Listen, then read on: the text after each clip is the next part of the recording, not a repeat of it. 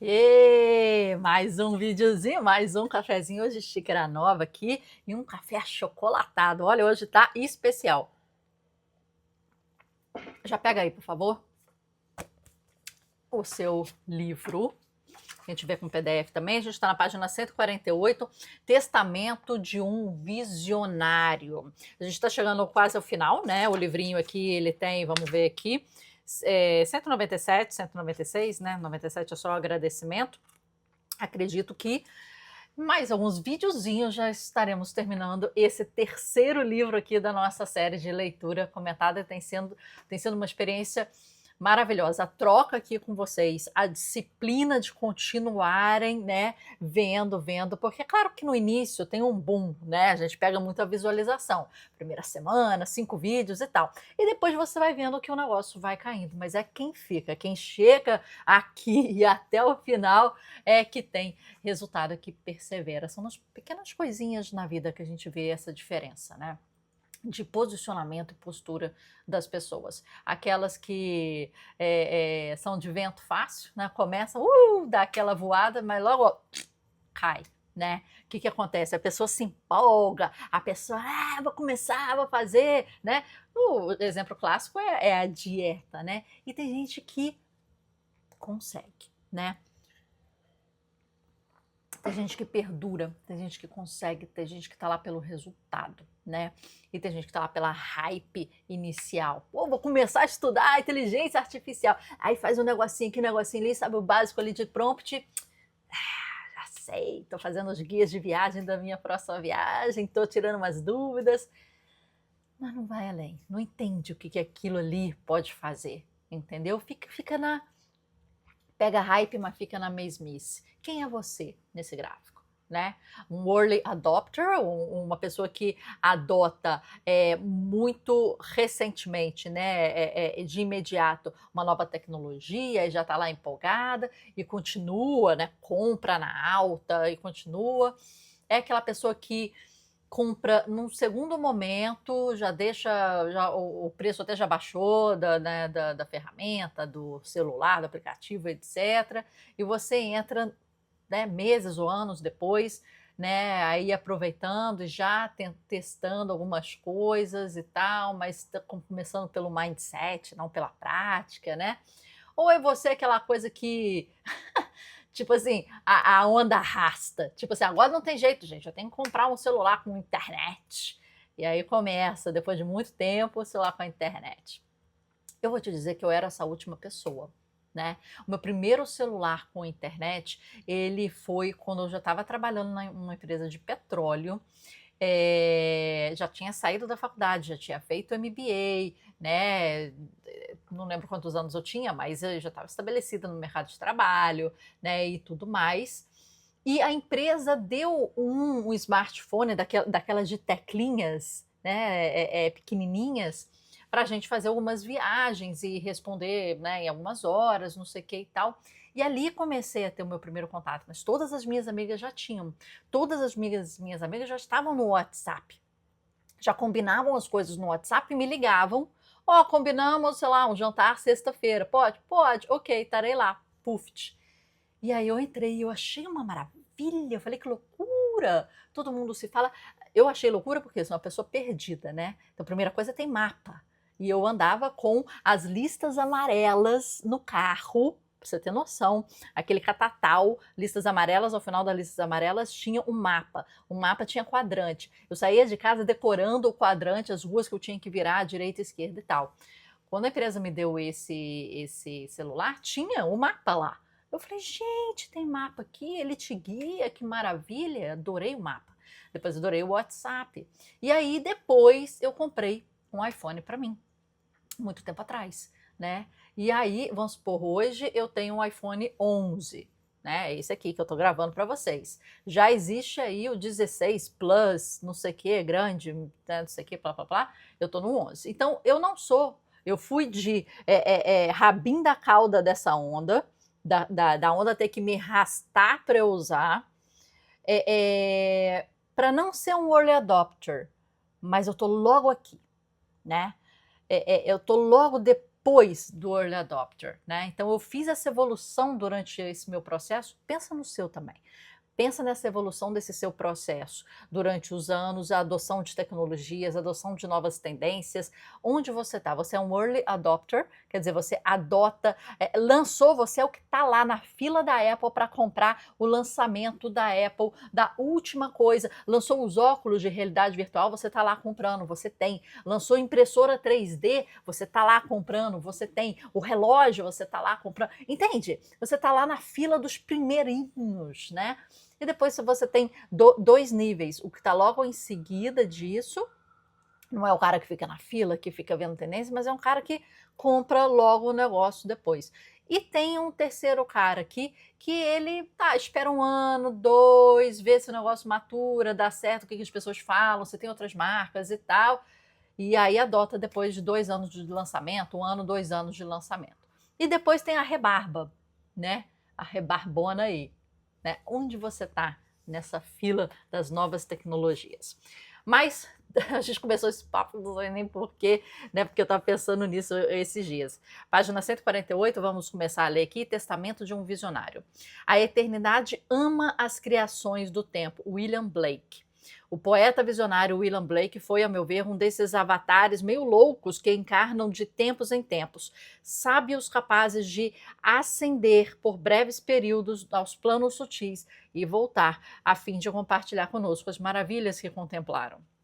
Devemos tentar decifrar o significado do verso acima? Por eternidade, eu creio que Blake quer dizer o reino superior ao nosso, um plano de realidade fora da dimensão material em que vivemos.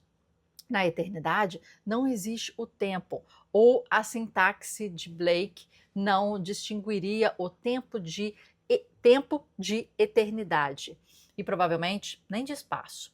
Nesse plano pode ser habitado por criaturas superiores ou ser apenas consciência pura, espírito, mas, seja como for, é capaz de amar, segundo Blake.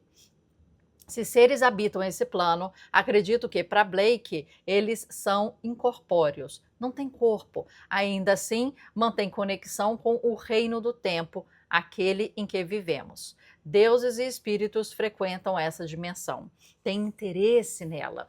A eternidade ama as criações do tempo. Significa para mim que, de algum modo, esses seres do reino superior, ou o próprio reino concebido abstratamente, exultam com aquilo que nós, criaturas presas ao tempo, podemos trazer à existência física em nosso reino material limitado. Talvez eu esteja indo longe demais, mas se esses seres exultam com as criações do tempo, por que não nos dariam um empurrãozinho para podermos produzi-las? Se assim for, a imagem da musa sussurrando inspiram ao ouvido do artista é muito apropriada. Seres livres do tempo comunicam-se com seres presos ao tempo. No modelo de Blake, conforme minha interpretação, a Quinta Sinfonia já existia no reino superior antes de Beethoven se sentar para tocar. Tchan, tchan, tchan, tchan. Explicação. A obra existia apenas em potencial, sem um corpo, por assim dizer. Ainda não era música, não se poderia tocá-la, não se poderia ouvi-la. Ela precisava de alguém, um ser corpóreo, um ser humano, um artista, ou mais exatamente, um genius, palavra latina para alma ou espírito animado, que lhe desse forma nesse plano material. Assim, a musa sussurrou ao ouvido de Beethoven. Talvez tenha sussurrado aos ouvidos de muitos outros, mas ninguém a ouviu, apenas Beethoven. Ele levou a inspiração adiante, tornou a Quinta Sinfonia uma criação do tempo que a eternidade pudesse amar. Assim, essa eternidade, quer a concebemos como Deus, consciência pura, inteligência infinita, espírito onisciente, ou seres, deuses, espíritos, avatares, exulta quando, de algum modo, ouve os sons da música terrena. Em suma, Blake concorda com os gregos. Os deuses existem, penetram o nosso reino material. Eu gravei aí essas duas frases. Isso nos leva de volta à musa. A musa, convém lembrar, é filha de Zeus, o pai dos deuses, e de Mnemônise, a memória, uma ascendência impressionante, credenciais de respeito. Faço como Xenofonte. Antes de me sentar para iniciar o trabalho, reservo 1 minuto para mostrar respeito por esse poder invisível, que pode me fortalecer ou destruir. Aqui a gente remonta até o que a gente falou, né, no vídeo anterior, né? A existência de algo maior e você ser um meio pelo qual, né, aquela inspiração vai se materializar. Somente um instrumento de materialização daquilo, né? Como artista, que eu falei que a gente vê algumas obras de arte, a gente chega ao final, né, da sua execução, a gente fala, caraca, como é que eu fiz isso? Né? Como é que eu fiz isso? Né? Então é isso. Invocando a musa, a terceira parte. Vamos lá. Os artistas invocam a musa desde os tempos imemoriais. E nisso a grande sabedoria. É um ato mágico nos despirmos de nossa arrogância humana e humildemente pedirmos a ajuda de uma fonte que não podemos ver, não podemos ouvir, tocar, cheirar. Eis o início da Odisseia de Homero, na tradução de T.E. Lawrence. Ó divina poesia, deusa, filha de Zeus, entoa sem cessar para mim a canção do homem fértil em expedientes que, após destruir a mais protegida citadela da sagrada Troia, errou penosamente pelas terras dos homens, conheceu seus costumes, bons e maus, enquanto seu coração, nessa peregrinação pelo mar, ardia na angústia de redimir-se e levar seus homens em segurança para casa. Esperança vã para eles, os insensatos. Sua loucura os perdeu. Comeram as vacas do augusto sol e esse Deus os privou do regresso. Ó musa, torna em tudo esse relato vivo em nós. Essa passagem merece um estudo aprofundado. Primeiro, divina poesia. Quando invocamos a musa, estamos pedindo forças não apenas a um plano diferente da realidade, mas de um plano sagrado. Deusa, filha de Zeus, não pedimos somente a intercessão divina, mas também de um nível superior, localizado no ponto mais elevado possível. Entoa sem cessar. Homero não pede brilho ou excesso, quer apenas continuar compondo. A canção, isso cobre tudo, os dos irmãos Karamazov até o novo negócio de material hidráulico. Gosto da alusão à aprovação de Odisseu, que constrói o ponto central da invocação. Lembra a jornada do herói numa concha, de Joseph Campbell, em termos tão concisos como uma sinopse da história do homem comum. Há um crime inicial, que todos, inevitavelmente, cometemos, responsável por tirar o herói da complacência limitadora e lançá-lo a uma nova vida, a uma vida de peregrinações, a ânsia de redenção, a incansável campanha para regressar a casa, isto é, a graça de Deus em si mesmo. Admiro, sobretudo, a advertência contra o segundo crime. Comeram vacas do augusto sol. Trata-se de um delito que destrói a alma. Usar o sagrado para fins profanos, a prostituição, a traição. Por fim, o que o artista deseja para sua obra, ó musa, torna em tudo esse relato vivo em nós. É o que queremos, não? Que nosso trabalho seja mais que grande, que nosso trabalho viva, que não em apenas um detalhe, mas em todos, certo? Dissemos nossa prece. Estamos prontos para trabalhar. E agora? Então, é essa prece aqui em que ele acabou de explicar, né? Ponto por ponto, em que, assim, a canção não é puramente a canção. Ela pode ser um negócio de material hidráulico que ele falou, com os irmãos Karamazov, né? O livro, né? Então, aqui a forma de se falar, né? Divina poesia, quer dizer, está invocando a musa em si, pedindo forças, né? Deusa, filha de Zeus, não pedimos somente a intercessão divina, mas também a um nível superior, né? Entoa sem cessar, ele não pede brilho ou sucesso, mas continuar compondo, né? Sem cessar. E aqui, né, ele vai falando e chega ao final, musa torna em tudo esse relato vivo para nós. Eu vou dizer minha opinião, é o seguinte, você tem que entender o real significado daquilo, senão isso não vai te tocar, senão isso não vai ter sentido você invocar as musas toda manhã. E, na verdade, aqui pensando na hora que eu estava lendo, para mim seria melhor mudar essas frases, não como, né, escreveram, né, mas como eu estaria mais confortável falando o que teria significado para mim. Eu entendo ali que em canção ele está falando tudo, mas de repente a canção para mim não é o meu, né? Não é a minha arte, não é a minha forma, não é isso, né? Para mim funcionaria melhor traduzir isso em termos meus, em termos menos.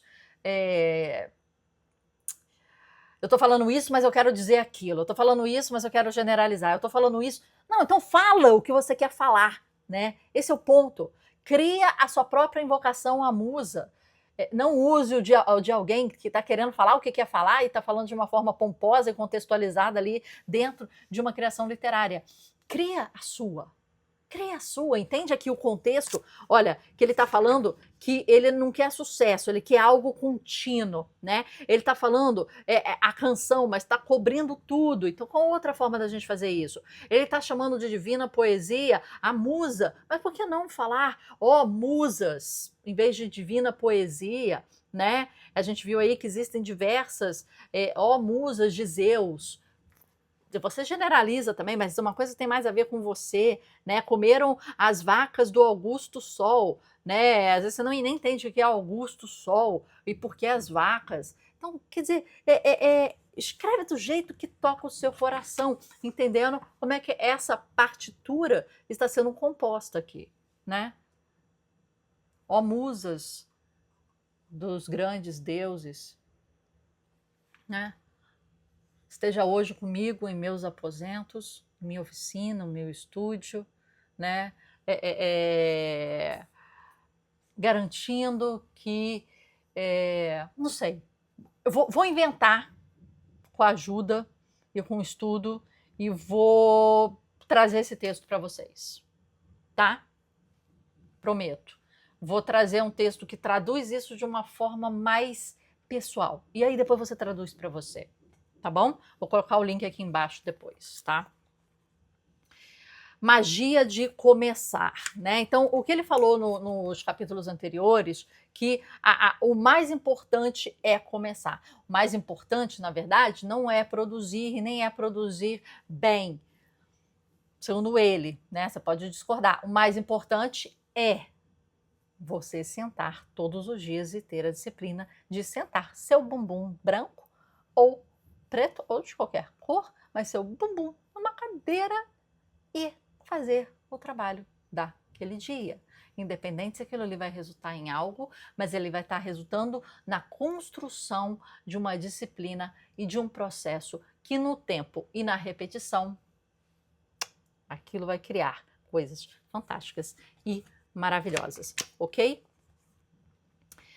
Só mais um e a gente encerra por hoje, já está dando 19 minutos. Para todos os atos de iniciativa e criação, existe uma verdade elementar, cuja ignorância mata ideias incontestáveis e planos esplêndidos. Quando alguém se decide, a providência ajuda. Quando alguém se decide, a providência ajuda. Marca isso aí.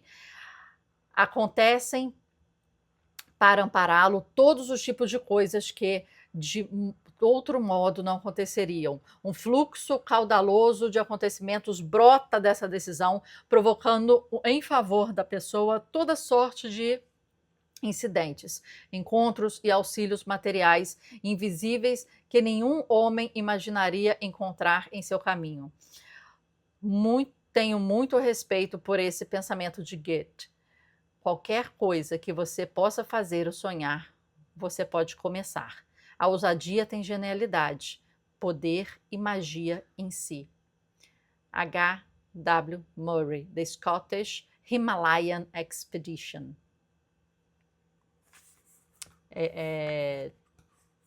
Isso é bem interessante. Tá. Você assistiu o filme Asas do Desejo, de Wim Wenders, sobre a presença de anjos entre nós? Cidade dos Anjos, na versão estadunidense de Meg Ryan e Nicolas Cage. Acredito nisso. Acredito que existam anjos.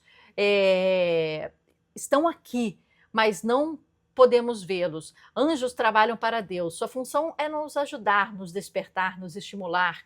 Eles são agentes da evolução. A Cabala os descreve como feixes de luz, que significam inteligência e consciência. Os cabalistas acreditavam que, debruçado sobre cada folha de grama, existia um anjo encorajando.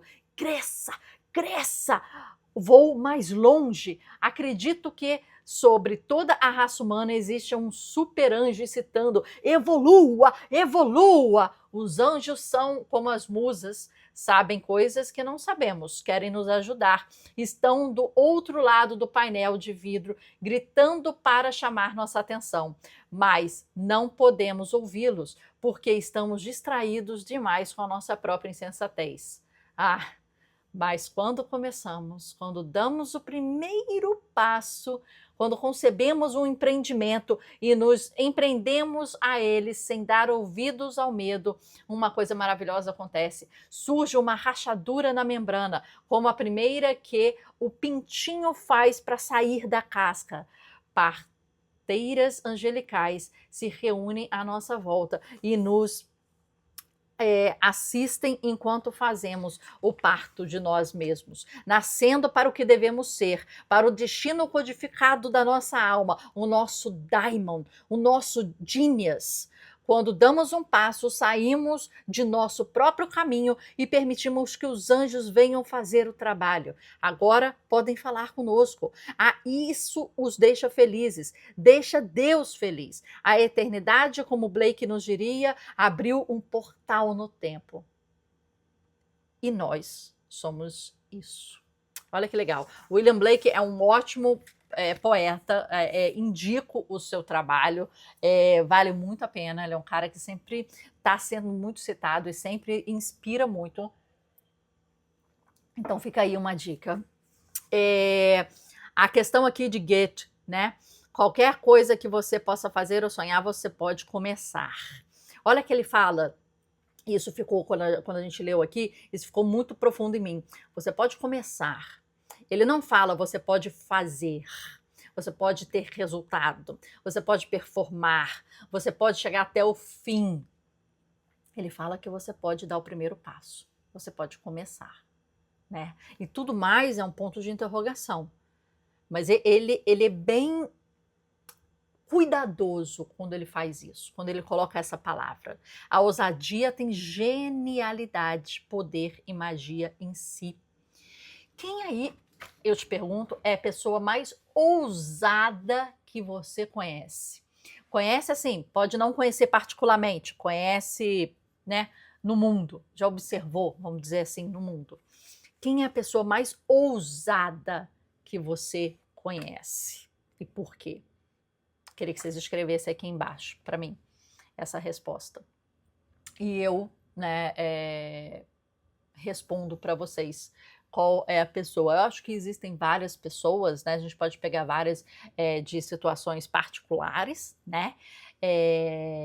Porque claro que você está mais próximo, está vendo, né, e tal. E é claro que eu poderia falar de várias pessoas nesse sentido, mas eu acho que não ressoaria para você, né?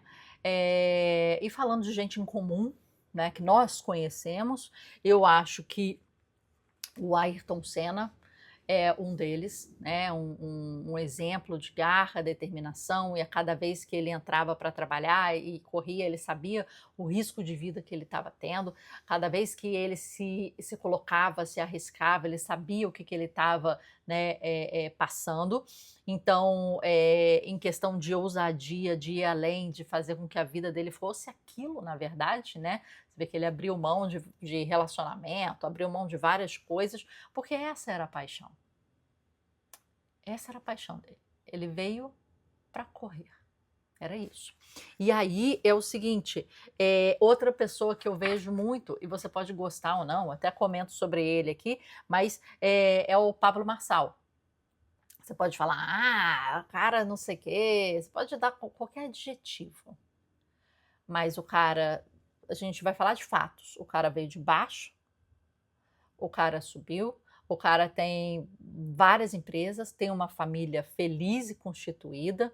Não sinto, posso estar completamente errado, mas não sinto que é um cara que tem vícios, que faria qualquer propaganda aí de bets e jogos, né, de azar, que não tem grandes vícios, que não tem, que não trai, né? Porque você vê pessoas que são exemplos de um lado, mas um exemplo completamente destrutivo de outro. Por exemplo, Neymar. Neymar é um cara, joga bem? Joga. Tem seu resultado? Tem. Podemos negar isso? Não, não podemos negar isso. Não podemos negar isso. Mas é um cara que parece um crianção, um cara que não cresceu, um cara que não parece que vai crescer, né? E um cara que, na sua vida particular, não é um cara que agrega no seu discurso. Ele tem um poder ali da influência, ele tem um poder ali de criançada, da galera, tipo, cara vibrando com ele, torcendo com ele. E ele não é um cara que faz jus nesse sentido. Ele poderia ser muito, muito mais do que isso. E é um cara traidor, mulherengo, não, acho que não, tô falando acho, não respeita a mulher, não tem constituição de família dele, não sei, os valores estão ali perdidos pela fama, mas tem resultado, a gente não pode deixar de falar. Pablo Marçal tem resultado. Eu tenho críticas contra ele? Tenho, né? Várias críticas, mas ele é um cara que tem resultado, né? Ele impacta muita gente, ele cresceu muita gente, ele tem um discurso que ele realmente ajuda muita gente. A gente pode achar balela, ele extrapola em diversas coisas, extrapola, ele usa a estratégia de vou fazer você me odiar para depois converter isso, e então ele abusa desses memes, paga as pessoas para fazer os memes, fala várias lorotinhas, mas ele é um cara que, no meu ver, ele tem um coração bom. Ele tem um discurso em que ele realmente quer o melhor do outro, que é o dele também, mas que é o melhor do outro. Pelé, por exemplo, um cara indiscutivelmente o melhor no ofício dele. Tipo, muito.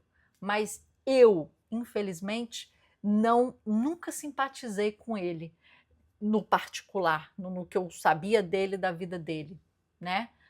Nunca, nunca a posição, a postura, não sei, ele não descia. Essa questão de não de não aceitar os filhos, que eram comprovadamente filhos deles, fora, sei lá, do casamento ou dos relacionamentos, né? Não sei, não sei, não posso falar porque é a vida dele, a gente nunca sabe a história como um todo, isso que eu falo, né? Tipo, a gente nunca sabe, na política, na economia, em histórias fechadas, a grande mídia ela extrapola, ela inverte, ela quer converter de outra forma, então as histórias ficam floreadas e esquisitas. Mas apesar dele ser quem é e de ter tido esse resultado como pessoa, nunca foi uma pessoa que me inspirou, que me falou, cara, Pelé, nossa, Pelé. Não. Quando eu vou para fora e alguém fala, Brasil, Senna, são outras pessoas, né? Todo mundo, Pelé, Pelé, né? E meu avô foi jogador de futebol. E meu avô foi de épocas antigas, né? E que eu poderia ser muito mais ligada, né, ao Pelé, assim, pelo esporte, do que, né, o Senna em si. Mas não é uma pessoa que inspira para mim. Neymar, Pelé, né? Tem muita gente que inspira muito mais. Até o Cristiano Ronaldo, eu acho que inspira muito mais do que o Neymar, nas posturas, nas posições, nas falas, sabe? É uma coisa muito mais instigante, né? E acho que no Brasil o Pablo Marçal é um cara bem ousado, né? Bem arrojado, em que ele. Como é que fala a palavra? Ele é obsessivo. Ele tem uma obsessão. E ele fala que vai fazer Ironman, ele vai e faz. Ele fala que vai fazer maratona, ele vai e faz. Fala que vai fazer aquele negócio de... Depois do Ironman, ele vai e faz. Ele tem a medalha. E vai depois disso. Ele vai, sei lá, lançar livro. Hoje, acho que hoje ele está em 48, 50 e poucos livros, né? Você pode gostar ou não gostar, mas é um cara que está fazendo. E você? Está usado? Está fazendo? Não está só começando, porque começar é o início, igual o Goethe falou aqui, é começar. Mas você está indo além disso? Começar já é difícil, cara, já é muito difícil. Lançar livro como a gente lançou, lançar curso como a gente tem, é muito difícil. Mas é só o início. Tem muito mais chão, muito mais suor e transpiração do que isso. Desculpa passar nosso tempo aí, fizemos um vídeo mais longuinho, estamos chegando ao final, estamos me empolgando, e aqui a gente chegou na parte das musas. Então, até amanhã. Como é que vai ser a sua invocação das musas?